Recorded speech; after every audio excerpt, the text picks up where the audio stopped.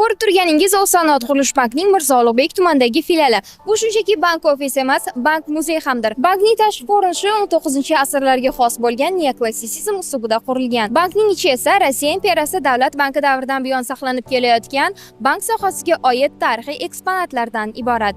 Filialning birinchi rahbari Nikolay Mixaylovich Baxtiyorov edi. U Toshkent filialini 1891-yilgacha boshqargan. Muzey ekspozitsiyasi esa 2018-yil 20-oktyabr kuni ochilgan. Bu yerda telefon, yozuv mashinkalari, davlat kredit kartalari singari bir qator tarixiy eksponatlar mavjud.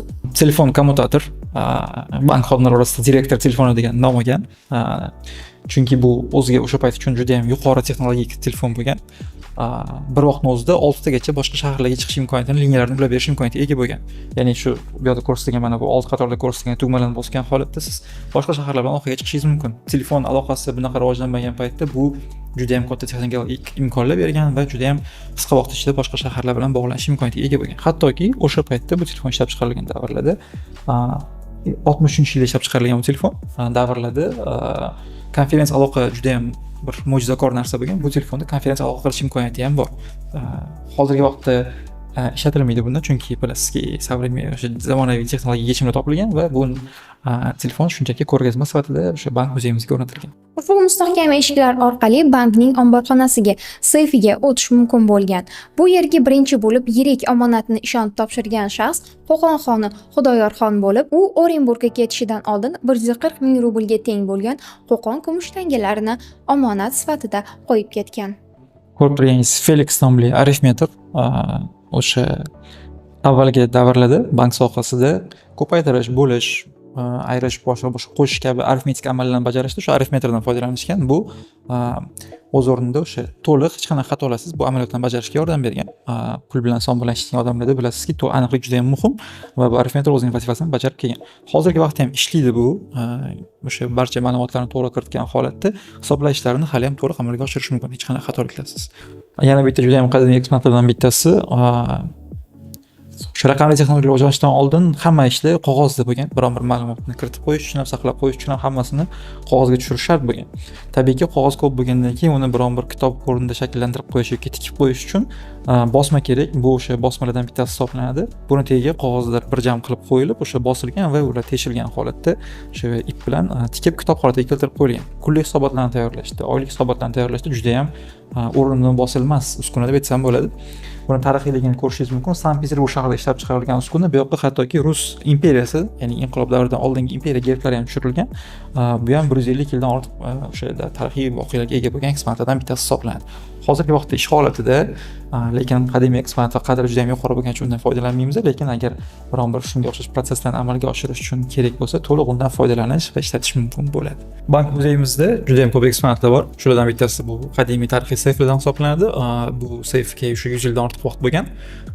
Lekin shunga qaramasdan yaxshi saqlanib qolgan. Avval o'sha bu yerda davlat banki bo'lgan paytida, taxminan 50-60 yil avval bundan aktiv foydalanishgan, pul saqlashda ishlatishgan.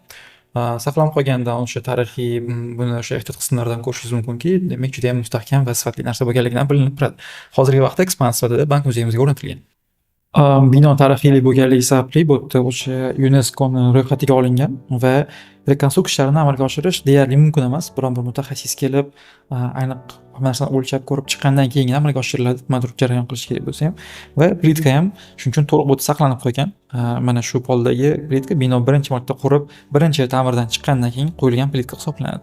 Muzeyga tashrif buyurib, 19-asrning asl me'moriy elementlarini, devoriy pech o'txonasi eshiklari, Frans Sangalli cho'yan quyish va mexanika zavodining katta eshiklari, pul va boshqa mollarni ko'tarish mexanizmlarini, o'sha paytning kichik liftini ko'rish mumkin.